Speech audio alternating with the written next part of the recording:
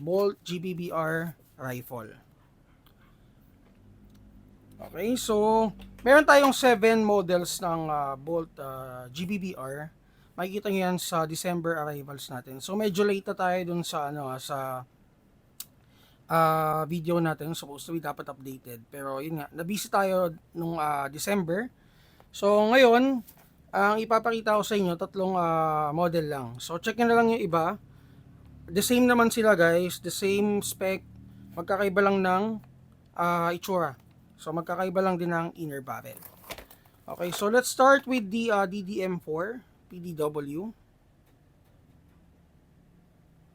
So license unit.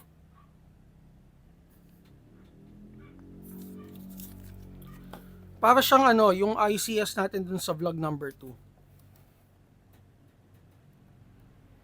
Pero iba yung itsura niya. Iba yung stock niya. Yung front assembly is around 6 inches metal. Then may front and rear sight na rin. Folding sights, KEC. Then for the markings, kompleto yung markings niya. So license markings yan ng Daniel Defense. Then dun sa receiver is metal with complete markings din, engraved markings. Charging handle is metal.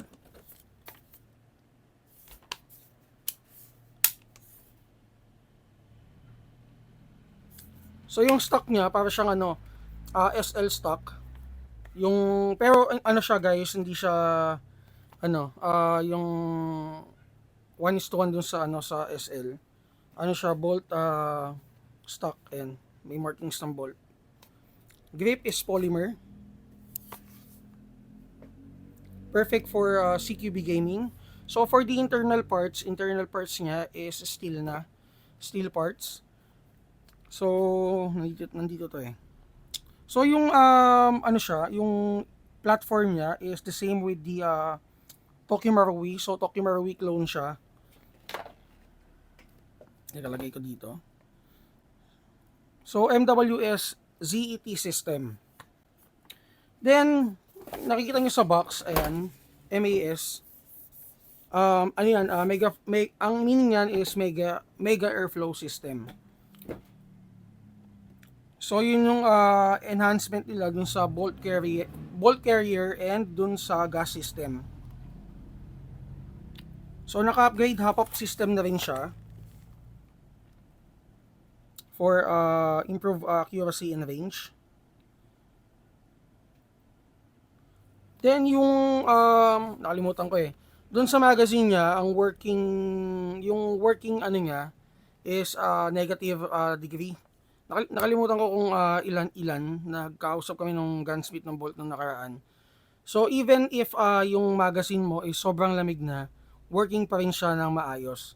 So hindi kagaya dun sa ibang mga GBBR na pag yung magazine mo is sobrang lamig na, hindi na siya nag-function ng maayos. So dun sa Bolt, kahit na sobrang lamig, siguro I think ang usual na working load ng Bolt is yung pangalawang 2 rounds.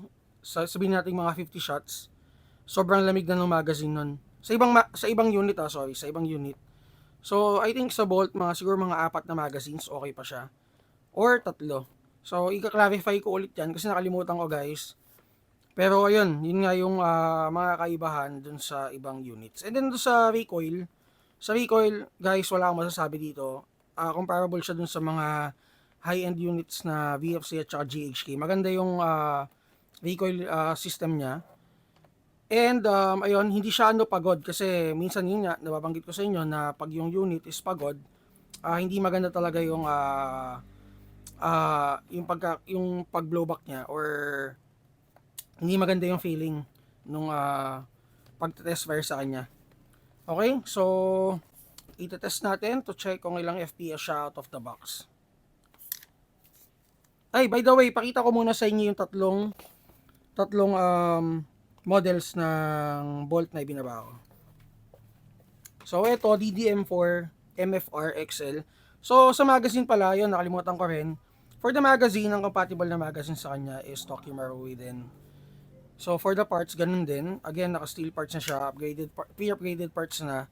So wala na kayong masyadong problemahin. And ayun, ang kasama sa box, may kasama siyang magazine. Magazine lang, wala siyang BB loader. Ito yung isang unit. Para lang din tong copy nung kahapong sorry. Kailan ba yung nung isang basta vlog number 2. Para lang din siyang copy nung kasi yung ICS, ganun din. Hawak din nila yung ganito mga models. So this one is the MK18.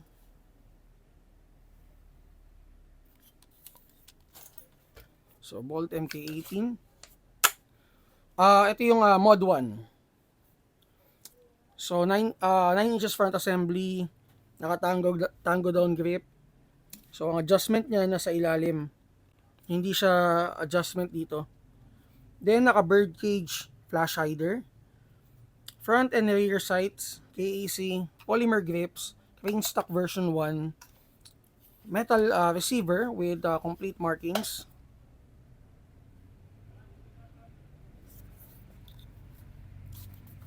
So magazine capacity pala is 30 rounds. So ayun, next is the R3. Ito guys yung R3. Ito pa naman yung tinis ko kahapon. So pag check ko ng video, walang. Pag check ko ng video, putol. Okay, so this one is the R3. Available colors is color black lang lahat. Wala tayong FDE, wala din tayong gray, wala rin tayong DE. So for the Bolt GBBR units, lahat sila color black. Yun lang yung only option natin. Yan, so R3. So ang i-test natin ngayon is the MK18. So guys, ayun pala, announce ko na rin pala, dumating na yung mga Lancer tactical units natin. So alam ko madaming nag-aantay sa inyo niyan. And may mga bago tayong models like the AirTac, yung collaboration with AirTac. Yun guys, good shit yun. Naka-gate aster na siya. For the price, mababa yung price niya, siyempre Lancer tactical yan. Hindi naman sobrang baba, pero for the internals, for the features, sobrang sulit na. So mamaya, siguro by tomorrow, abangan niyo yan guys. Mamaya lalapag sa amin dito sa store. Ano pa ba? So magbigay siguro tayo ng mga discounts next week. Iniisip ko rin mag-sale for units. Pero ayun, tingnan natin by next week kung anong magiging mood natin. So, ayun, i-test natin to.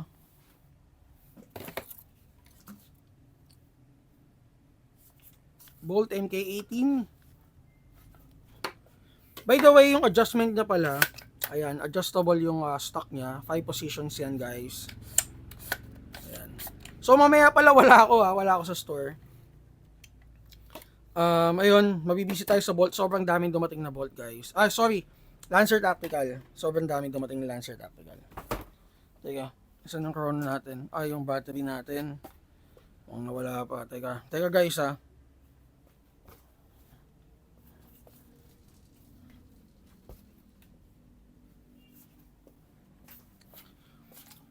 So for dami dumating. Kailangan nating pag-focusan by tomorrow yun. So ayun, late reply na naman tayo. Delay reply. Pasensya na kayo guys.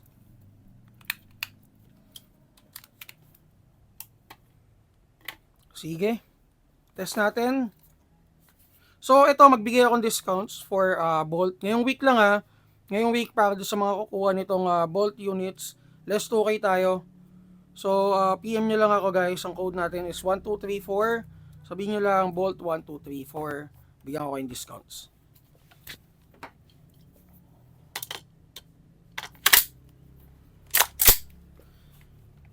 So guys, check natin.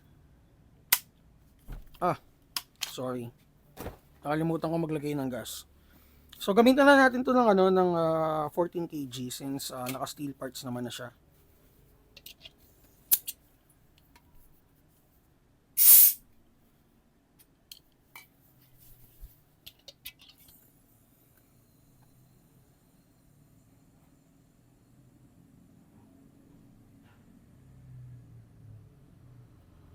Ang dami lang.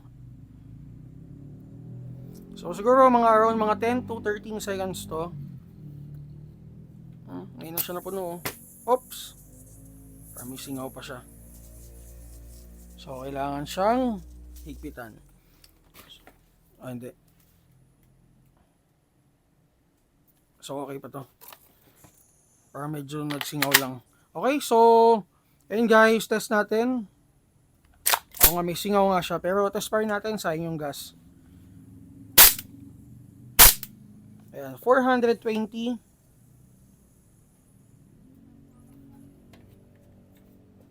So lahat sila, kagaya nun, nung R3, tinest ko siya kahapon. Nasa around mga 410 din siya to 420 out of the box. Ayan, 417.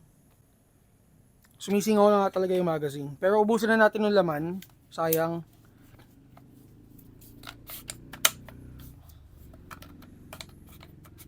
So sa mga ganitong mga singaw na units, very normal na to sa amin. Same din sa pistol, usually ayun higpit lang.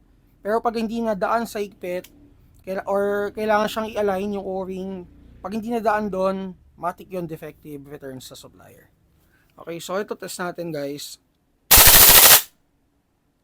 Konti lang nilagay kong bala. Okay, so again, FPS out of the box is around 410 to 420. So for the inquiries regarding itong mga units na to, mag-PM kayo sa page namin, Mavsabi PH. Again code natin is Bolt1234. Discount is 2K. So mag-PM lang kayo sa page natin. Ngayong week lang to guys, ngayong week lang.